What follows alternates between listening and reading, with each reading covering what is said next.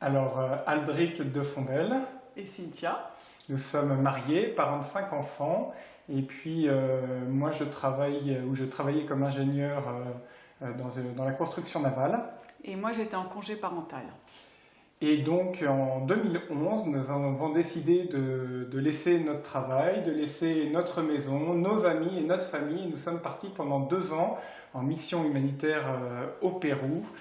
Moi, pour être professeur d'anglais. Et moi, pour faire de la visite aux malades et aux personnes âgées de notre quartier. Donc, on est parti avec nos 5 enfants. L'aîné avait 11 ans et le dernier avait 3 ans.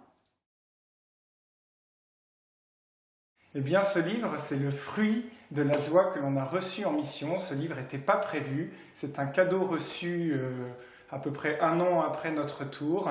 Et je dirais c'est le fruit c'est un débordement. En fait, la joie qu'on a reçue, la joie que le Christ nous a donnée à travers cette mission, cette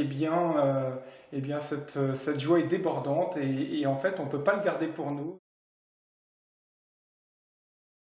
Alors l'anecdote, la grande anecdote qui nous a beaucoup marqué, c'est qu'en fait un jour, on était de retour de quelques jours de vacances passés au Pérou avec nos enfants. On était à 9 heures de route de chez nous, je me fais voler mon portefeuille et je n'ai plus un centime. Mais je n'ai rien, on ne connaît personne, on est perdu aux confins du Pérou. Et en fait, je fais l'expérience de ne pas pouvoir pourvoir un besoin fondamental pour mes enfants, c'est de leur donner un peu à manger parce qu'ils crèvent de faim. Ils n'avaient pas mangé depuis la veille au soir, mais il était déjà 10 heures du matin et ils commençaient à pleurer. Et en fait, on a été relevés par des gens pauvres, les vendeurs ambulants de la route qui nous ont dépannés avec quelques centimes, quelques biscuits et une grande chaîne de solidarité spontanée et parfaitement anonyme s'est mis en place et nous a permis de sortir de l'ornière et du coup du rôle de on part en mission, on part pour aider, eh bien c'était nous qui étions les pauvres, c'était nous qui avons été relevés par les autres et c'était certainement un clin d'œil du Seigneur pour nous montrer que Dieu ne fait pas de différence entre les hommes et il a vraiment raison. Le fait d'avoir vécu ces 2 années vraiment quelque part un peu les uns avec les autres, les uns sur les autres, on a partagé les joies, les grandes joies, mais aussi les difficultés au quotidien.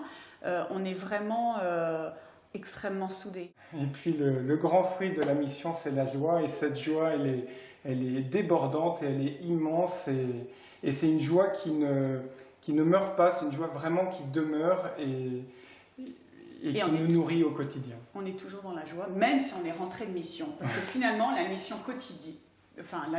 continue au quotidien. Vas-y, fonce! Voilà, fonce et puis renseigne-toi, rencontre des personnes qui sont parties, rencontre des associations. Et cette expérience qu'on a vécue là-bas nous incite vraiment à pouvoir aussi répondre aujourd'hui dans l'appel du Seigneur qui n'est plus au loin mais qui est dans notre quotidien, autour de nous, et pour pouvoir continuer à goûter à cette joie qu'on a reçue.